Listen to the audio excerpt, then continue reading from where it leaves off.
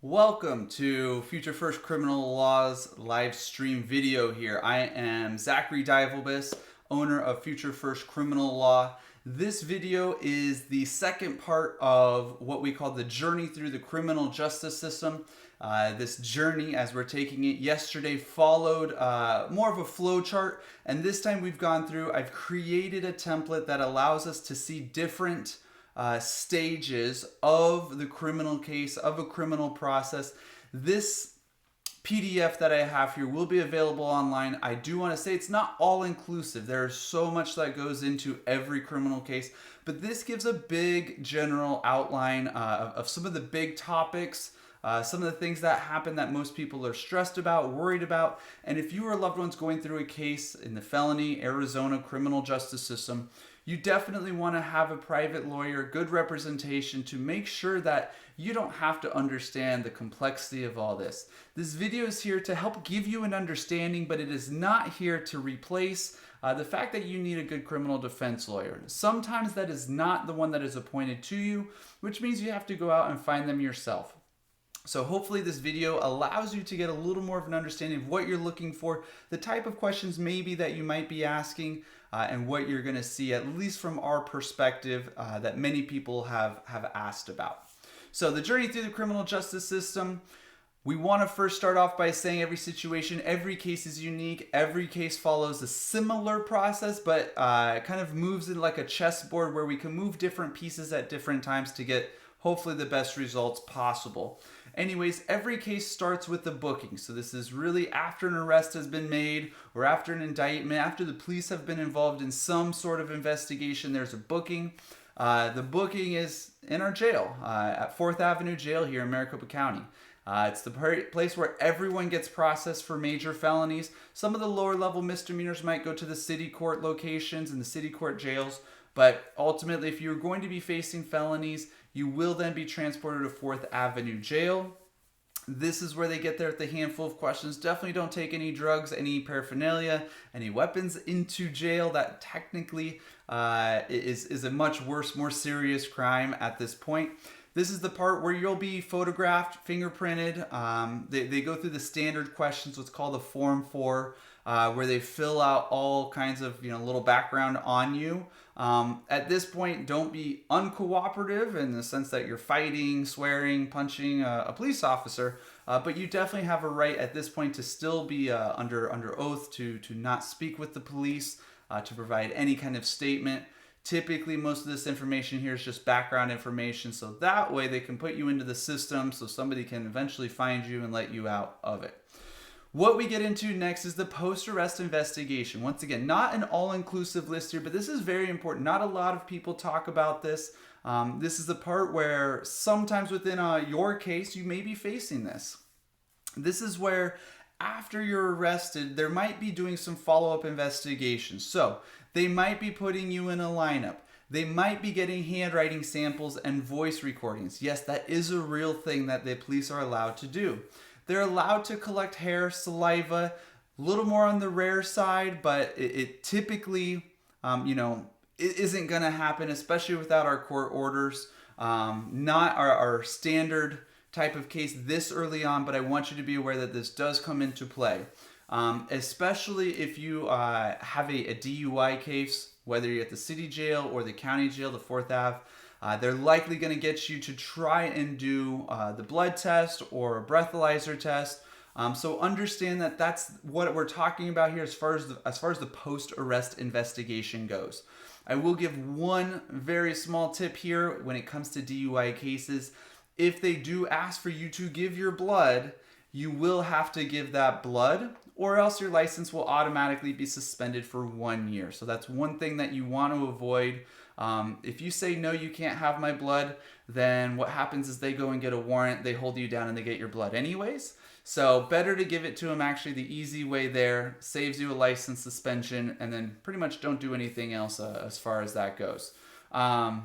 Please refer to some of our other YouTube videos on DUIs and the whole process there, because there's a ton of information. That's just a quick freebie there. Most people are not aware of that one.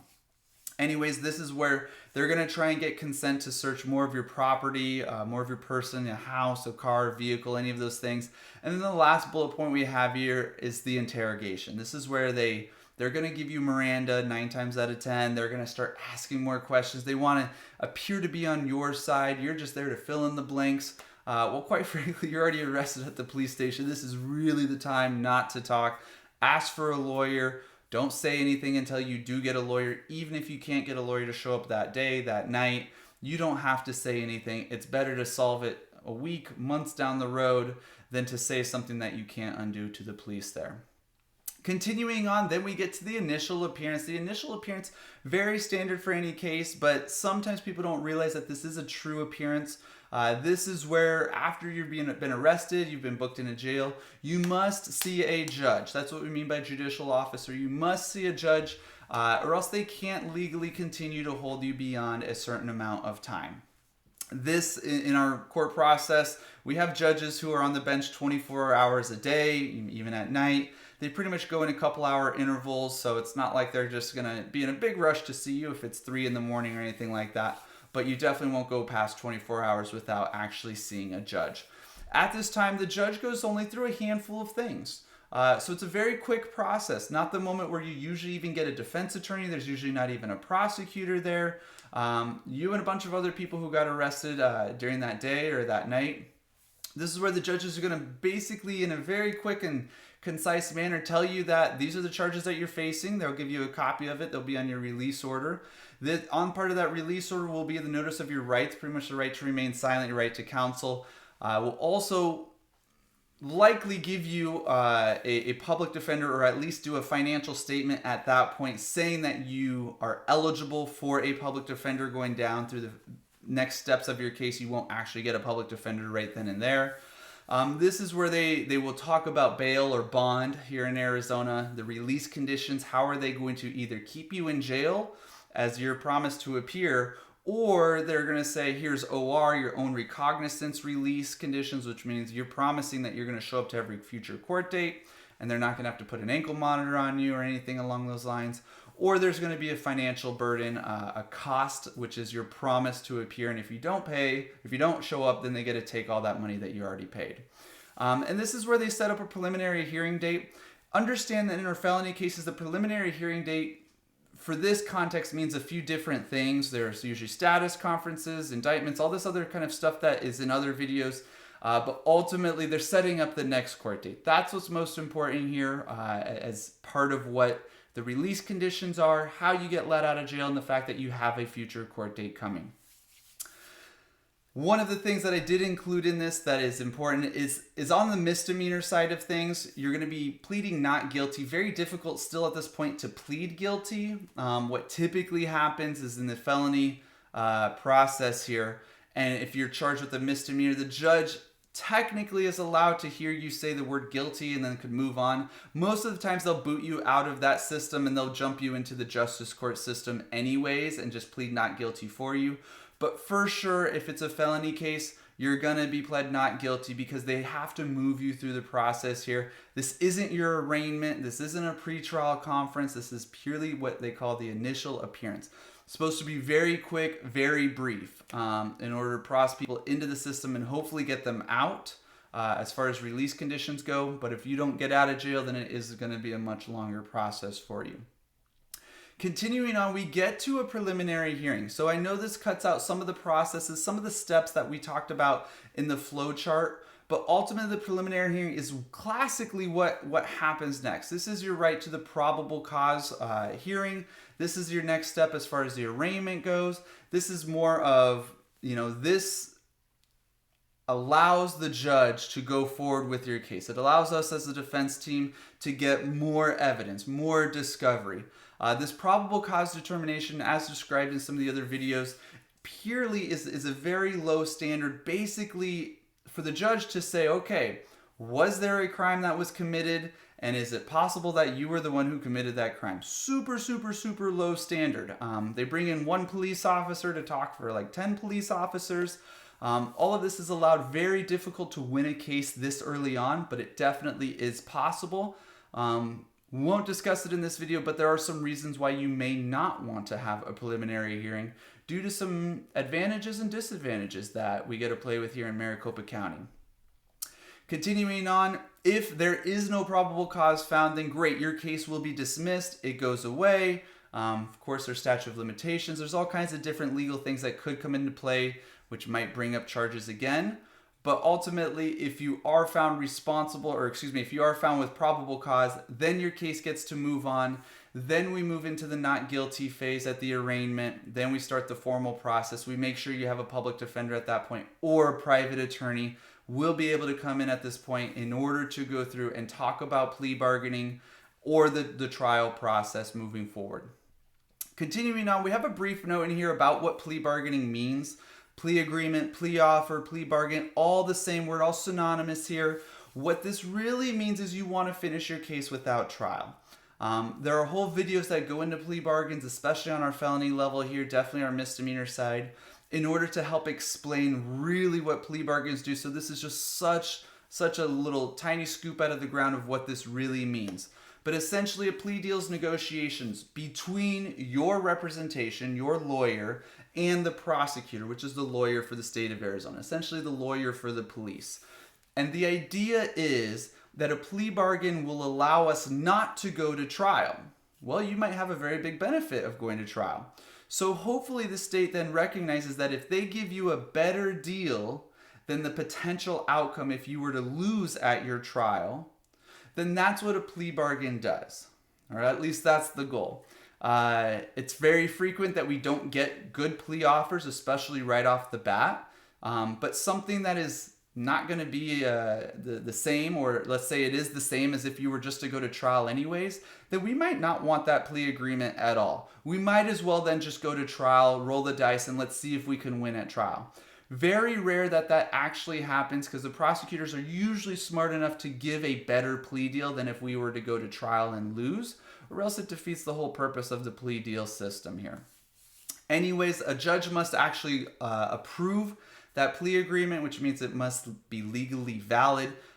Very, very high standards there. That's what every criminal defense lawyer, every prosecutor, every judge is trained to do, as long as we have formal training like we do. But it is possible to make mistakes, and so that's something that you don't want to have happen. You don't want a mistake to happen in your plea agreement, because guess what? You're never going to get the better end of a mistake here.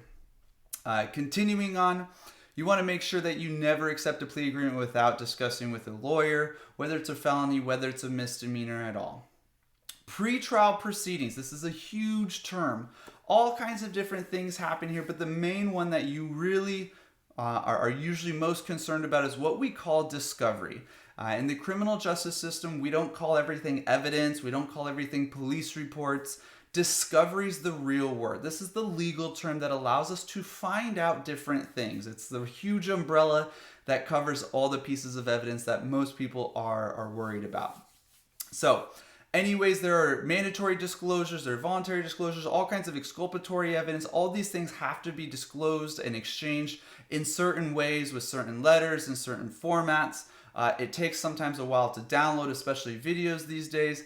Much better than it used to be, which is a good thing, but either way, kind of a slow process here. This part of the pretrial process is usually what takes a while on our end and on the prosecutor's end, and everybody's sitting and waiting, especially for it to happen. This is where we can go through, do additional requests for discovery to try and gather more evidence for you. Some cases we can always get more, some cases you can't. Then this is where we also talk about the discovery process and potentially filing motions to get certain pieces of evidence.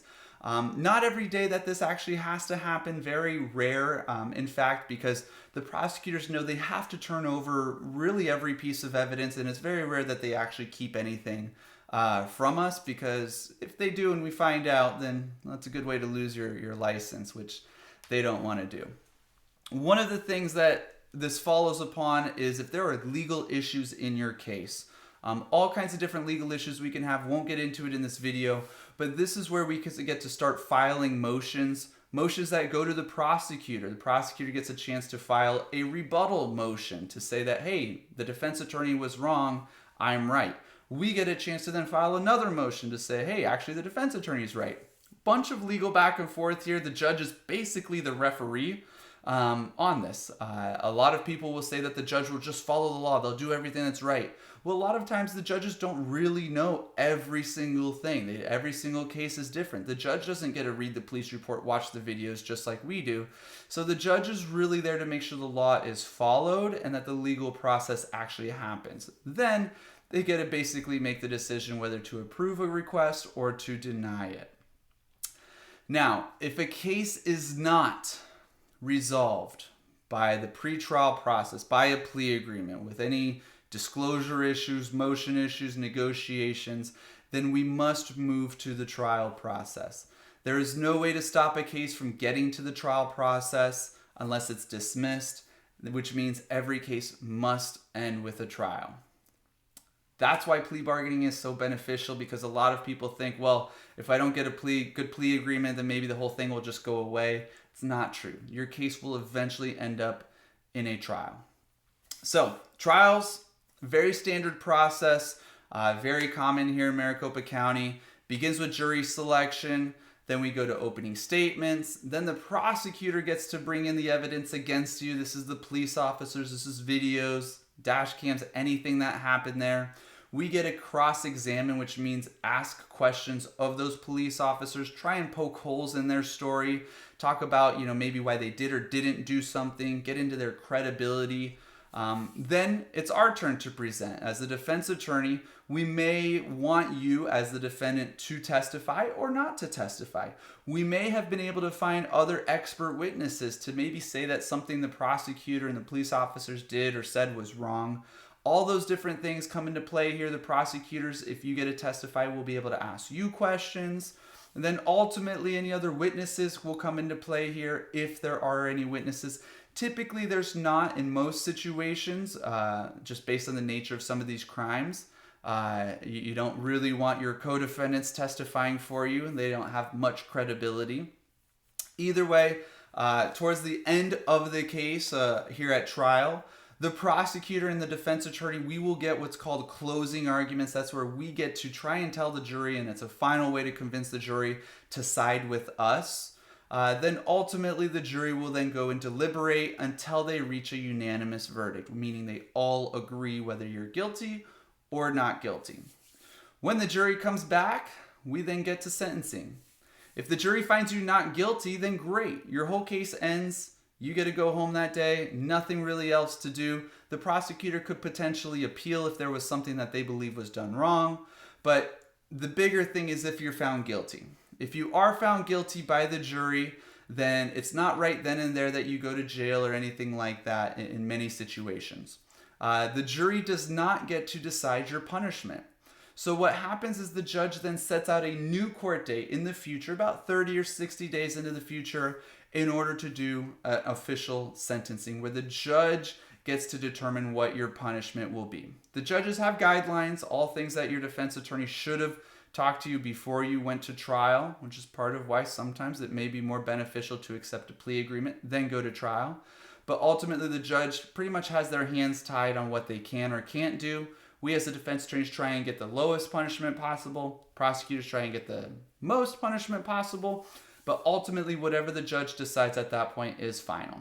Of course, there are appellate rights if something legally went wrong during your case, but ultimately that ends it. That really finishes the journey that is what we call the criminal justice process.